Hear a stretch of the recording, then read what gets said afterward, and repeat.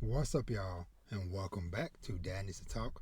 I'm your host, Robert, and today, I have a lot of stuff to catch up on, and we'll see how much we get through, because today I need to talk about Dune 2, which I've seen twice, and of course, the passing of a legend, Akira Toriyama, the creator of Dragon Ball, passed away last week.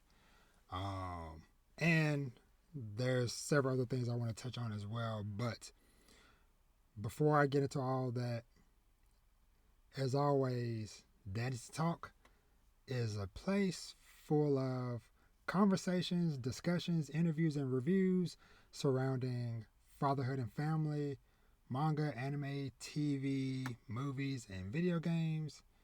And as always, if this is your first time here, then welcome. But if you're a returning listener and or watcher, then welcome back.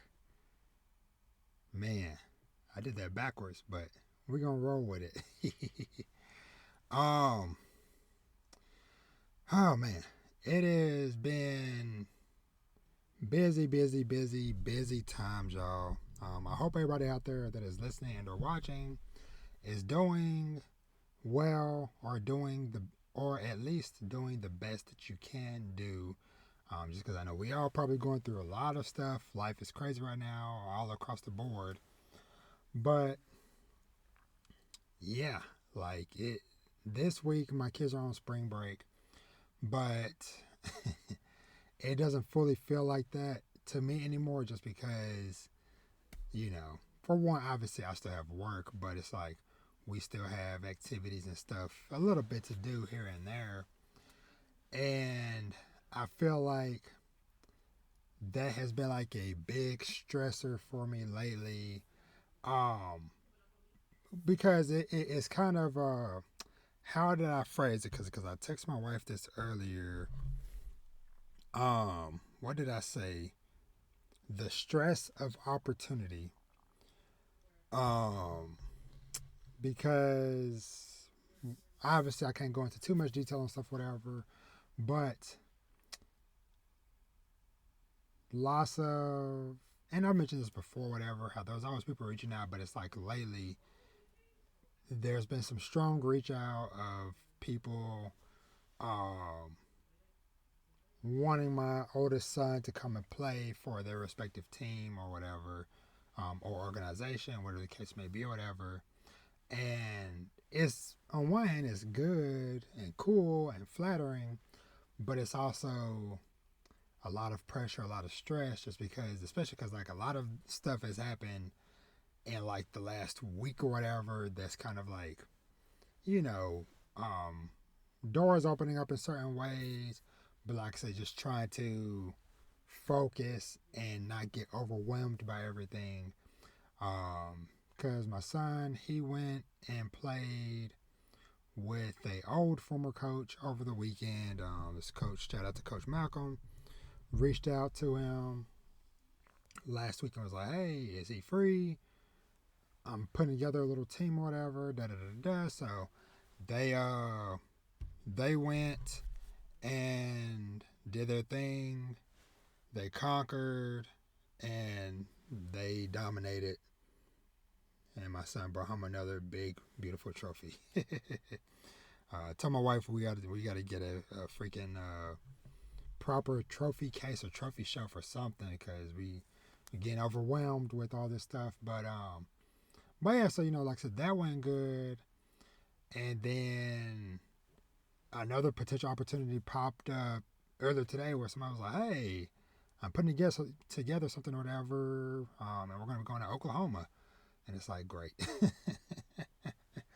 So, like I said, it's cool that these opportunities and stuff are coming up, but I told my wife, is this potentially a glimpse of things to come? Once we get into like junior, senior year of high school, starting to deal with college, recruit stuff, whatever.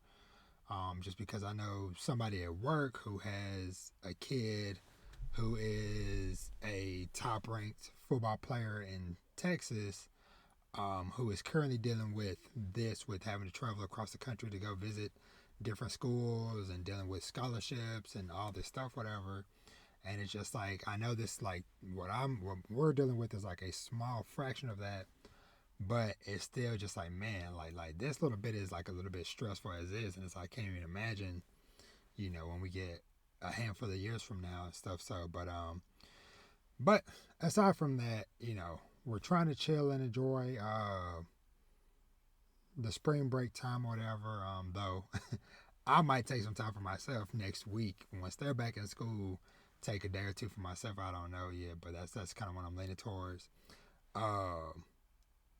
But I am also a few days away from the 3rd-year anniversary of this podcast.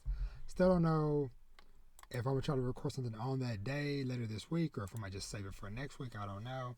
But that is something else that's kind of like on the back of my mind a little bit. It's just like, man, like I've really been doing this for 3 years, since March 14th, 2021. Just kind of crazy and stuff. So, but enough about all that. I do kind of want to start diving into some of the stuff, whatever. And of course, as always, there will be timestamps for all these different things. But of course, those of y'all watching the video, I'm rocking my Vegeta It's Over 9,000 shirt. And of course, this very nice Dragon Ball jacket with Goku on the back. And the Dragon Ball and Shenron and all that stuff. Man, the passing of Toriyama. Now, I found this out just by happenstance because I think I had saw Dragon Ball and maybe his name trending on Twitter the other night when the news broke. But I ain't clicking. It's like, okay, there's always something to talk about, some discussion online about Dragon Ball and stuff, whatever. So I don't know why, but I happened to get on Twitch and hop into one of my online mutuals, Courtney, and she was streaming. So I was like, okay, let me see what's going on or whatever. And she seemed a little distraught. And then, because I kind of came in the middle of a discussion or whatever.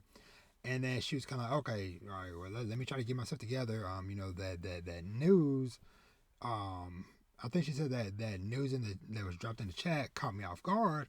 So I scroll back up to the chat and I see Toriyama passed, and I'm like, whoa. So I rushed to Twitter, and of course they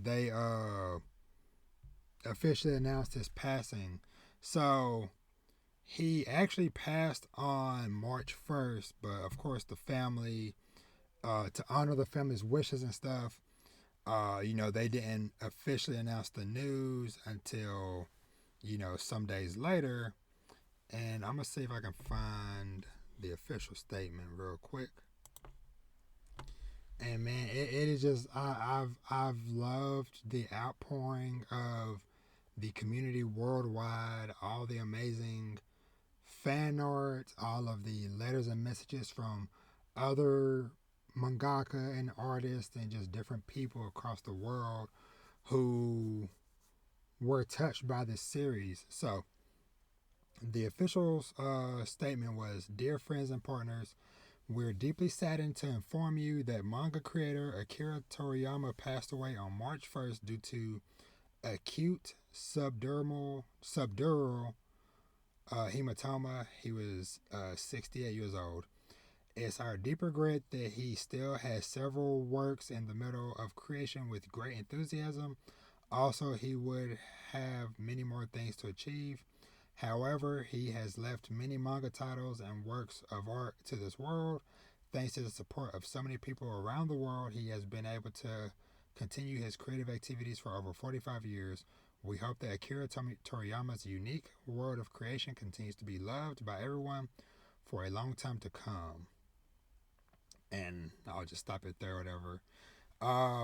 Yeah, that was like very soul crushing news to hear.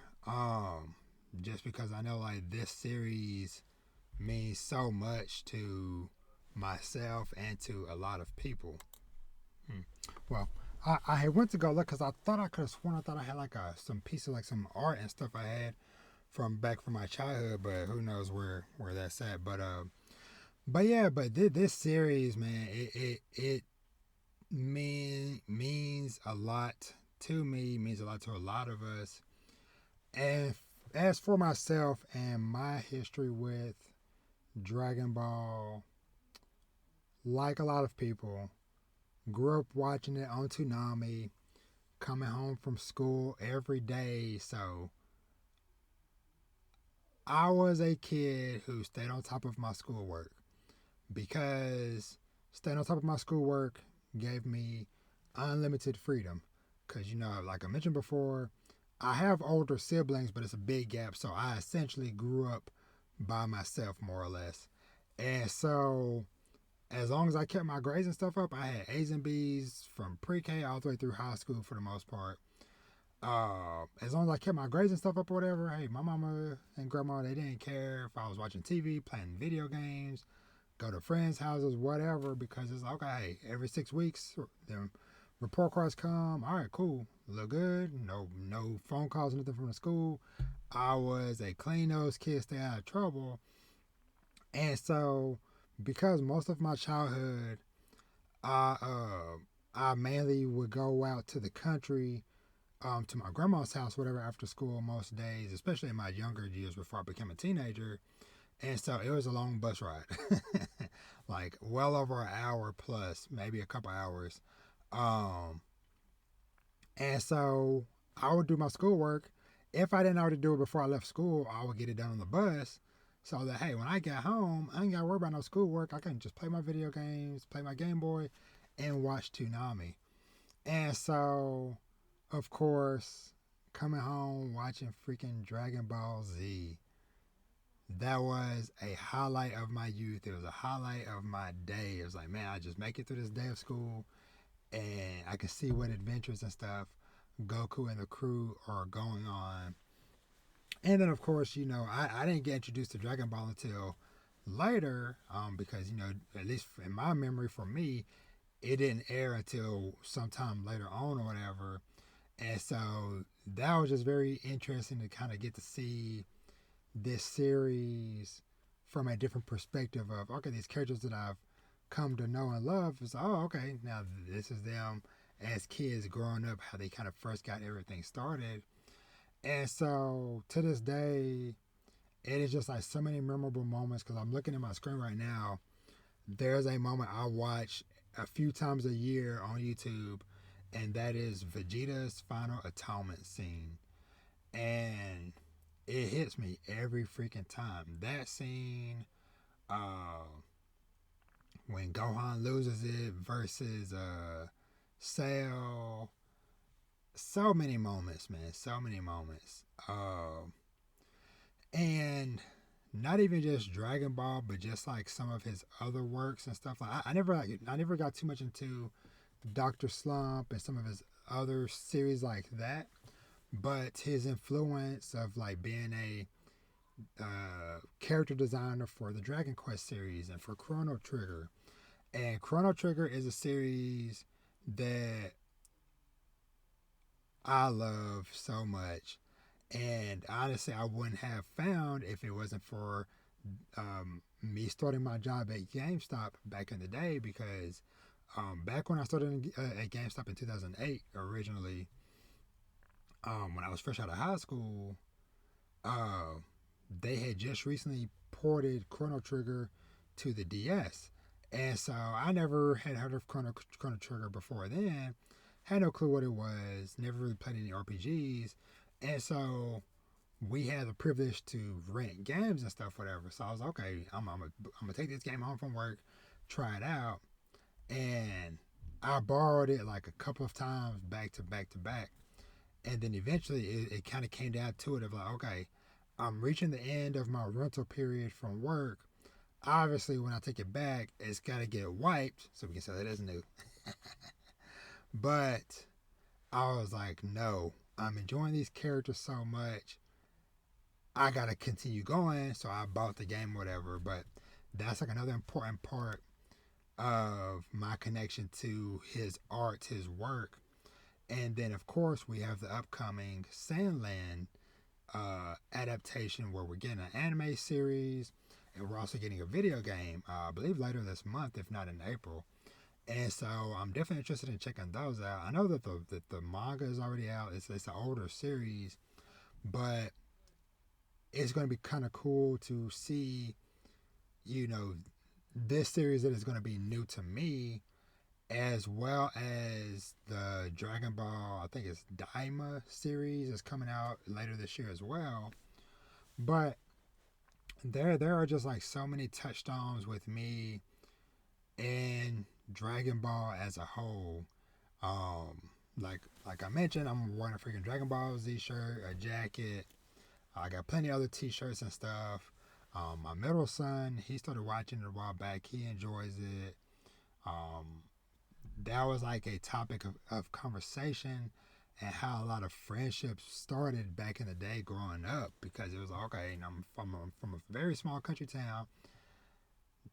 You know, didn't really even know or understand what anime was, but we all knew this was something different, and that the style and stuff of Dragon Ball just spoke to a lot of us and created that bond, that friendship between me and a lot of people growing up. And I was even thinking back to when my son Vash was born, 2017. Uh, that was like the height of Dragon Ball Super that year, because it was like, okay, you know, Dragon Ball Z been kind of gone as far as like new material for a very long time. And so, you know, we started finally getting these movies and stuff, whatever. You know, Battle of Gods, Resurrection F, and stuff. And then we get a Dragon Ball Super TV series. And then the year my son was born, you know, we're getting Ultra Instinct. We're getting Goku versus Jiren. And I had looked it up just to double check whatever. The the weekend after my son was born, because Vash was born on a Wednesday, that Saturday, that following episode of Dragon Ball Super was Goku versus I believe it was Kefka. The episode where she does like the big energy wave at him and he flips over it and just like Kamehameha just right in her face. Like I was like, yo, this is the first thing I saw after becoming a dad. You know, holding my newborn baby and stuff. But yeah, it is just so many memorable moments of taking my nephews and nieces to go see some of the other Dragon Ball movies and stuff, like I said, Battle of Gods, Resurrection of F, like many years prior to me becoming a father and having my own family and stuff. It was definitely something that I bonded with my, especially my nephews and stuff on.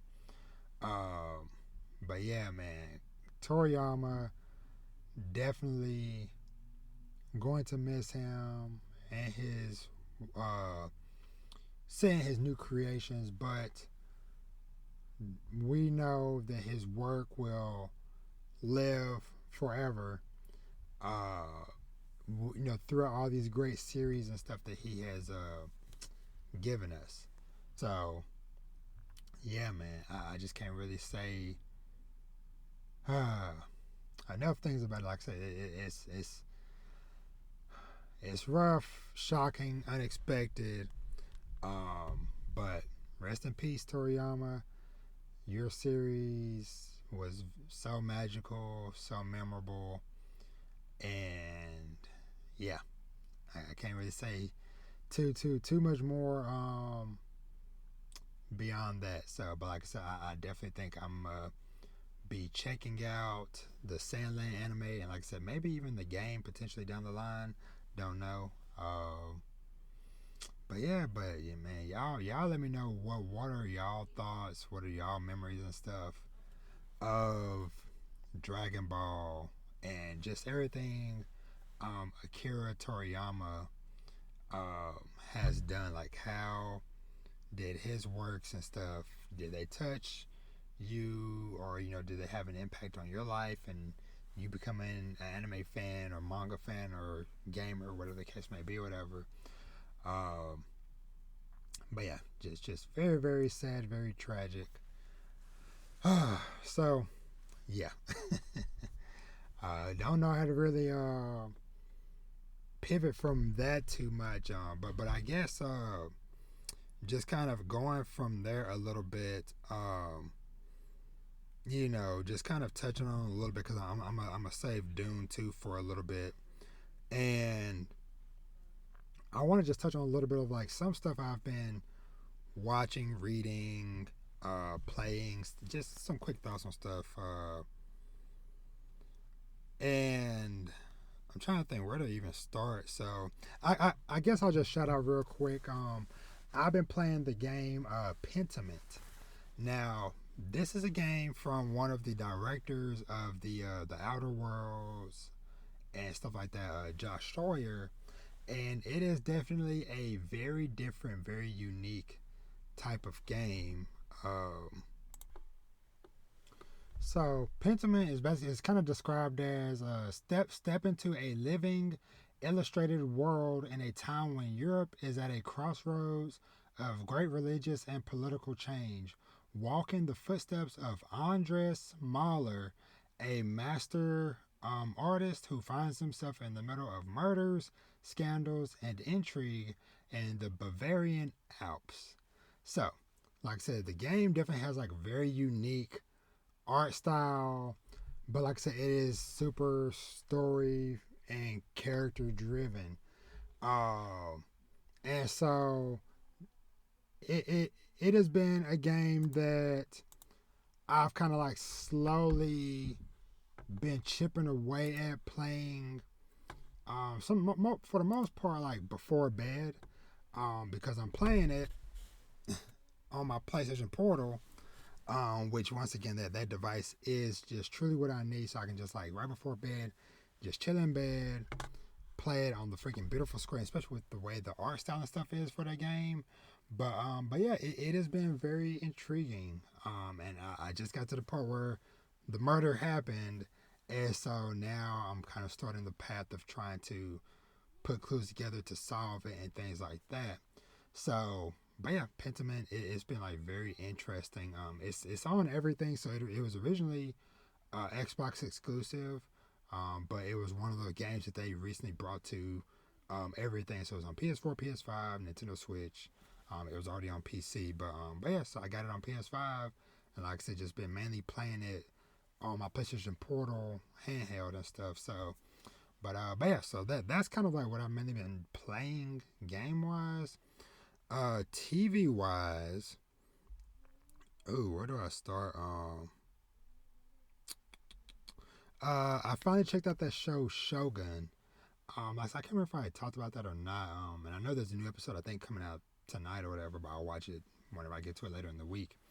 But this show is pretty much a Robert type of show, just like it's Japan, samurai, the timepiece era, all that stuff. I am like, this is the type of stuff that I live for. You got like I said, samurai. You got political scheming, assassinating happening. Let me see. Set in Japan in the year of 1600, your Lord Yoshi Toranaga is fighting for his life as his enemies on the Council of Regents unite against him when a mysterious European ship is found marooned in a nearby fishing village. So, from my understanding, this is based off of a book or a novel or something like that, and it's going to be a limited series, just one season that they plan to adapt the whole original book or whatever. But I am fine with that. Hey, I am cool with just like a short series that is just to the point. But yeah, Shogun, been really enjoying it. And it makes me even more excited for Rise of the Ronin comes out in a couple of weeks, which once again, Japan, samurai, shady stuff. that is my type of stuff. So I'm looking forward to playing that in a couple of weeks. I know a lot of reviewers and stuff have the game already, and they got to post some early impressions of the game today. Which, let me see real quick, if I can find the notes about it. Yeah, so this is from the Twitter account I follow, Kami. Rise of the Ronin hands-on previews are dropping. Some positives are, people are saying it's a mix of like Assassin's Creed, Neo, and Sekiro. Large open world, fun traversal with glider and grapple hook. Good performance with 3 visual modes, great art design, difficulty options, but the overall visuals are kind of But yeah, you get to create your own character and story choices. So yeah, so I'm definitely, like I said, definitely very interested in picking up that game. Speaking of games coming out soon, I'm not gonna play this, but just for those of y'all that are interested in it, Dragon's Dogma 2 comes out the same day as Rise of the Ronin, so March 22nd, and they put out a character creation demo for Dragon's Dogma 2. So if you want to go ahead and start tinkering around with the character creator, they have that available. It is very extensive. Like, I've seen people already made freaking Heisenberg from Breaking Bad. I've seen Handsome Squidward. I've seen the main character from Dune, Shaggy from Scooby Doo. Like, so many crazy character creators and stuff, whatever. So yeah, so that's available for free, and you can create your main character and all your like servants or pawns or whatever, and that'll carry over for when you start the real game. So that's very dope. Speaking of demos, I am very sad, but they supposedly accidentally released a demo for Stellar Blade early on Friday or whatever, and then they took it down and they locked access to it or whatever. But some people were lucky enough to download the demo and to play it. It was like a couple of hours long or whatever, and I've heard great things about it, and I'm like, man, I can't wait for that game. That's coming at the end of April. But yeah, so that's it for that stuff. The other show that I've been watching is a show on Apple TV. Oh, so Shogun is on Hulu, just for those of y'all that are interested. The other show I've been watching is a show that's on Apple TV, and it's called Constellation. And so this show basically follows a astronaut who seems to kind of be dealing with like some like parallel world slash timeline stuff. A lot of people are saying it kind of gives them some vibes from the video game Returnal that came out a couple of years ago. But it's a little bit trippy and confusing sometimes, but it's still intriguing enough because, like I said, the main character, like I said, she's an astronaut. A situation went wrong when they were up on the space station, and everybody but her had to escape on the first shuttle, and then she had to come on the second one. So she's up there with like 19 hours or whatever on worth of oxygen left, and so she had to kind of basically repair this last escape shuttle or whatever. And so she starts hallucinating, thinking she's seeing things, whatever. But as the show is going on, you're seeing that not just her, but there's some other people that are also experiencing some parallel world dimension stuff, whatever. So, like I said, I don't know. It's intriguing enough to me that's got my interest. So, yeah, that's Constellation. What else? Let me see real quick. Hold on. Okay. Last couple of things, but like I said, before I get to Dune 2, I started reading Dorohedoro manga, just because that's one I want to like knock off my list and like give a shot because it's already complete. It's under 200 chapters. I think it's like 168 chapters, I believe. And so I'm kind of want to starting to like knock out some of these completed series or whatever before I just continue diving into stuff that's still new or ongoing or whatever. So I'm still fairly early. I think I'm maybe like chapter 6 or 7 or whatever. I did watch a good chunk of the anime many years ago, but I don't recall a lot of it. And like I said, I don't think I ever finished it. And I've been really enjoying the author's newer series, Die Dark. And so I was like, you know what, let me go back and give this a fair shake. So I've been kind of slowly chipping away at that. Most of the time at night before I go to bed, after I finish like playing a game like Pentiment or whatever, I'll lay there, read a little bit before as I go to sleep or whatever. But yeah, so I started Dorohedoro, and I'm curious to see where that goes. And the other thing that I finished reading last week, because I just wanted to be done with this series, and that is Mashel of Magic and Muscle, or Magic and Might. I can't remember what the full name of the manga is, but the Mashel manga, because that finished a ways ago, and so it was a slog. Real talk, it was a slog to get through, because the art of the series real good. And like the visuals, the panels and stuff for the action, the fights and stuff, whatever. Great visuals. The gags and stuff with Mashal and stuff like that or whatever, like the absurd things he is doing. Like he freaking caught a sword with his eyelids, like somebody about to like cut his eyes, and he caught the blade with his eyelids. That's funny. That is classic Mashal. That is what I enjoyed starting the series, years ago, whatever. But it is the points, and of course, I know, of course, it is supposed to be satirical and stuff, whatever.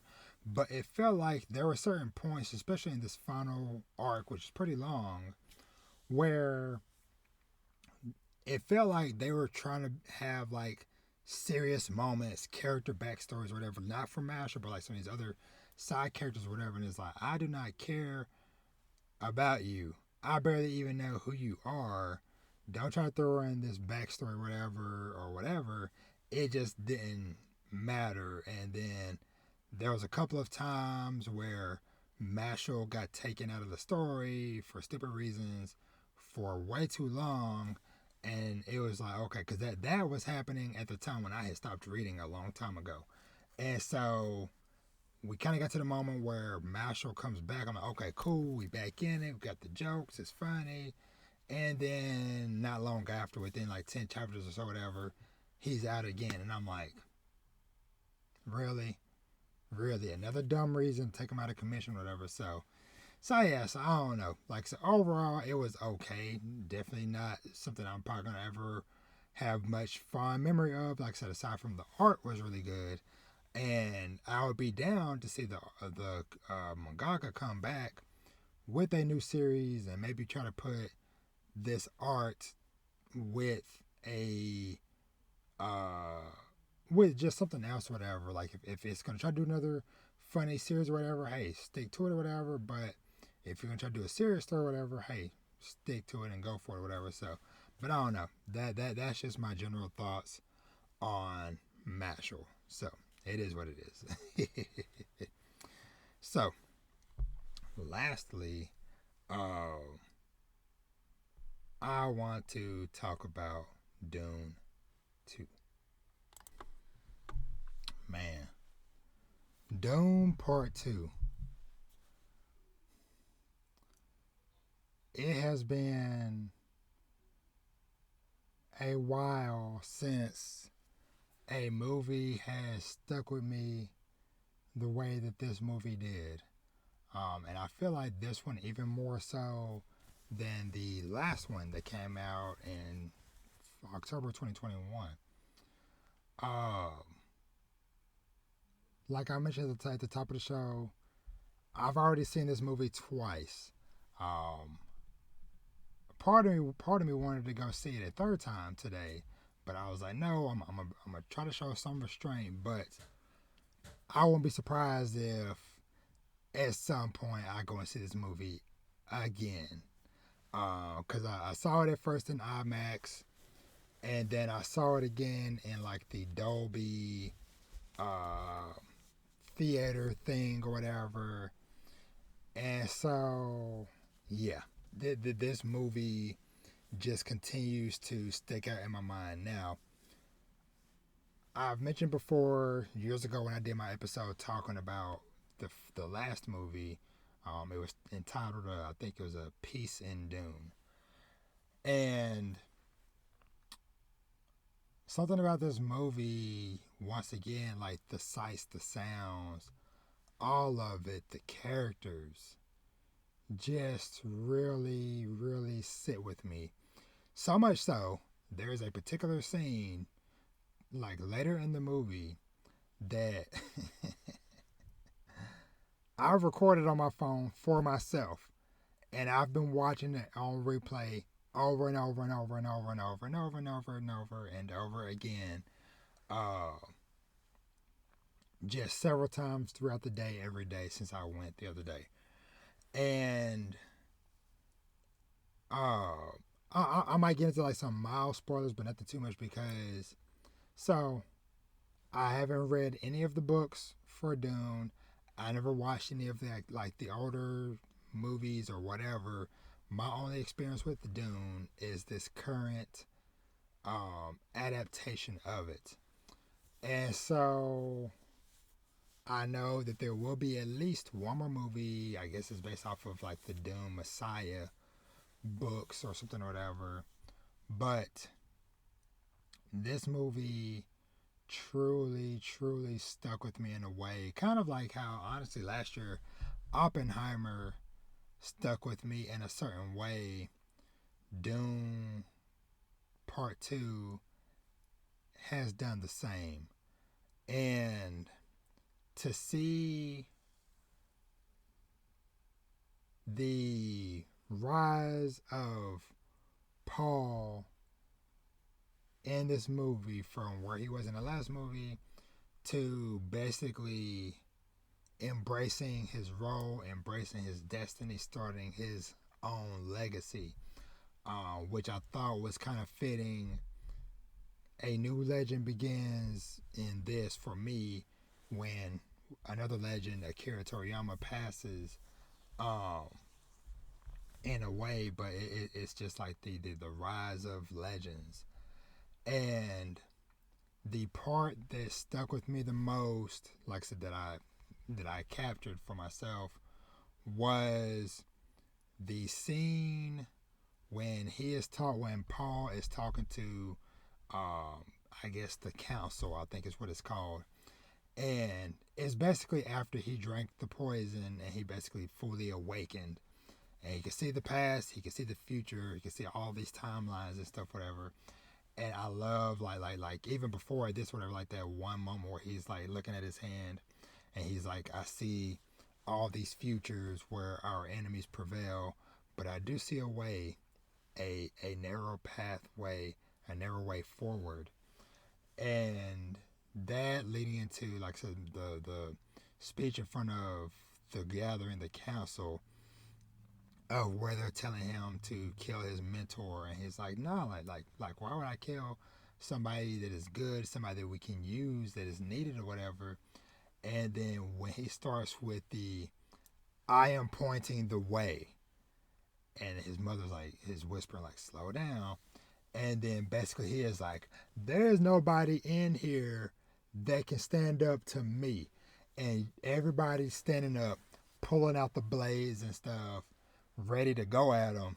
And then he just starts mentally dissecting these people. Goes up to this one dude, and it's just basically like, or he tells everybody before then, he's like, your mothers told you of my coming. Fear the moment. And when he goes to the first dude, looks him in the eyes and just starts mentally breaking him down, talking about, you know, you're afraid, you're praying, you know, what if I am the one? What if this is the moment you've all been praying for? And then he just starts going into like super specific details about like, you've been praying to your grandmother. She died 9 moons ago. She lost her eye when she was 12, when she was crossing the belt, back when the planet had a Freeman name, Dune. And the guy looked, and then immediately him and everybody around him just bowed down. And he went to this other dude, was like, in your nightmares, you dream of da da da da da. He's like, oh, start bowing down or whatever. And then he pulls out the ring, and just it felt like his voice just got like so much deeper and boisterous. But he's like, this is my father's ducal signy. I am Paul Wadib Atreides, Duke of Arrakis, by the, basically like God is my witness, I'm the one, da da da da. And just that moment alone just gave me so many chills.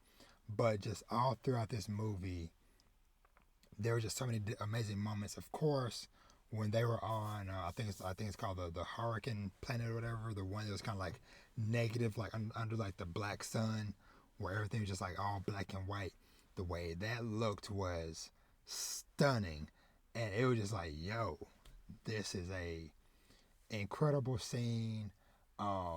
The guy who was like the main kind of like villain or antagonist dude or whatever, I liked his character or whatever.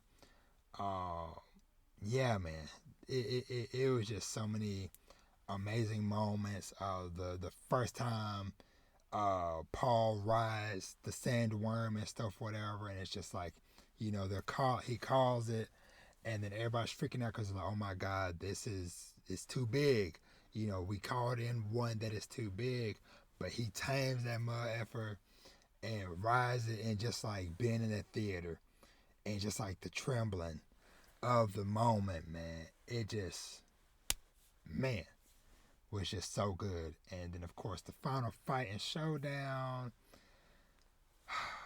man, man. Dune Part 2, simply fantastic. That is like the best way I can sum it up. And like I said, I will likely go and see it again. Um, and I was thinking that this movie is one that I could see, if nobody else, my middle son being into this type of sci-fi. But I'm gonna wait till he's a little bit older because he's only 11. So I think I'm gonna, maybe in a few years, or maybe by the time the next movie is coming out, he'll be old enough, and we'll do a binge watch of Part 1, Part 2, and then maybe we'll go see Part 3 together. Who knows? But yeah, man, Dune Part 2, truly something special, man. Yeah. I can't really say too much more of it than that, but yeah, like I said, like it's been a while since a movie not only stuck with me this much, but to where I was like, man, I need to go see that again immediately. And I did that. I used to do that back in the day. Like I went and saw freaking Inception like a million times in the theaters with, multiple different friend groups. Every time it was like somebody was like, hey, I'm finally free, I can go, I want to go see Inception. I'm like, hey, you need somebody to go with you? I'll go again. That's how I feel with this movie. And I have a lot more going on in life than I did 10 plus years ago when Inception came out. So it's like my time is already limited as is to go out and see movies. So the fact that I've made time to go see it twice, and that I'm probably going to go see it again soon, just is a testament to this movie. But yeah, I am very excited to see what is to come with this Doom Messiah, and see what type of purpose or what type of person Paul evolves into, and especially now rising to potentially being emperor, and just all this other stuff that comes with that territory of the things that he's done and the position he's ascended to. Yeah, I look forward to seeing more Dune in many years to come. um, All right, so I think the last thing I want to touch on quickly, and there's just a shout out. Most of the stuff I don't really don't care about, but just for general information sake, whatever. The Oscars was last night, and so I kind of want to give a little shout out to and just kind of go down the list of winners and stuff that happened at the Oscars last night.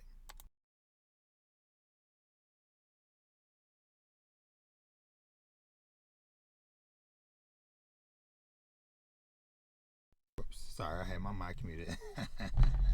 One of the other interesting things about these lists, of course, is kind of like, okay, what other stuff on here had I either just not seen or maybe not even heard of that I want to put on my radar? So that's also a thing that's kind of interesting about these award shows and stuff.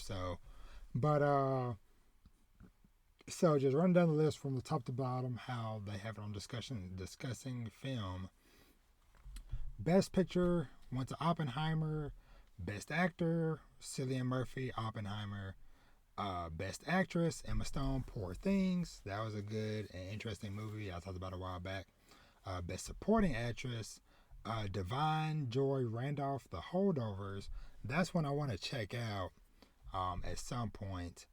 Best Supporting Actor, Robert Downey Jr., Oppenheimer. Best Director, Christopher Nolan, Oppenheimer.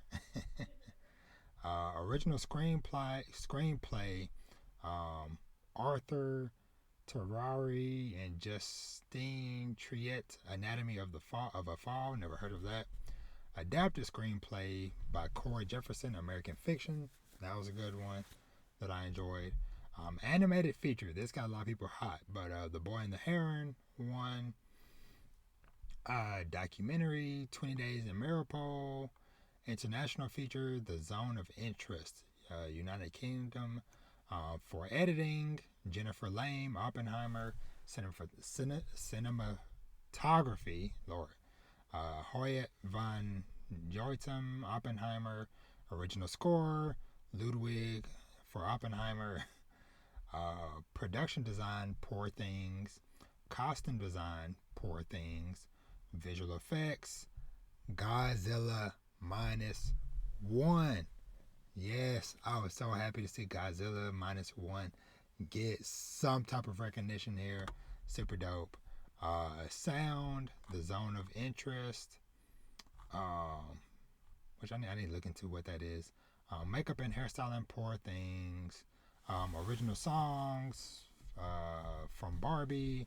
Live action short, The Wonderful Story of Henry Sugar. Never heard of it. Documentary short, The Last Repair Shop. Want to check that out? That's like on YouTube. I think it's like 20 or 40 minutes long. And animated short, War is Over. So yeah, that's everything from the Oscars this year. So yeah, I don't think I got anything else I wanted to touch on this week. Like I said, it's just been life has been lifing, and like I said, just dealing with my own form of stress with the sports stuff with my kids, and it's like a good stress, I guess, in some way, to where it's like it's because of something positive, but still it's just like, is this a window into potential things to come in the coming years and stuff? So, but we'll see. And of course, I'll continue to talk and share my adventures and stories with y'all, just in case, hey, maybe there's another parent or person out there who is maybe starting to get into the sports stuff, or that are just interested in just hearing about this stuff, whatever. That's why I do this show. That's why I talk, to just, hey, maybe something I'm saying will connect with somebody out there. Um, but yeah, so I think that's gonna do it. Let me look at my little notes to see if there is anything else. Yeah, that is it. Uh, so yeah, so I think I'm gonna wrap it up there. A little under an hour. Still got, it's just now 11 o'clock, so I still got some time to maybe play a little bit of a game or read some manga. I don't know what I'm gonna do. I'm gonna try to do something, because like I mentioned before, in my last episode about finding me time versus creative anxiety and all that stuff. I'm really trying to do better about, hey, here's the space, here's the time, all this stuff, whatever. So, but we shall see how this all goes, how this all plays out. Um, but yeah, like I said, next episode will hopefully be the anniversary episode. So look forward to that. And with that, I am out. Thank you so much for watching and or listening. You can find me everywhere at Dad Needs to Talk. Like I said, let me know what you thought of the passing of Akira Toriyama and about Dune 2 and anything else that I discussed today. And I hope y'all have an awesome day or week. And as I always say, treat yourself to something nice, read some manga, watch some anime TV and movies, play some video games, and of course, live your best life and take care of yourself. And with that, I am done. Y'all be awesome. I'll catch y'all on the next one. Rest in peace. Toriyama. Peace.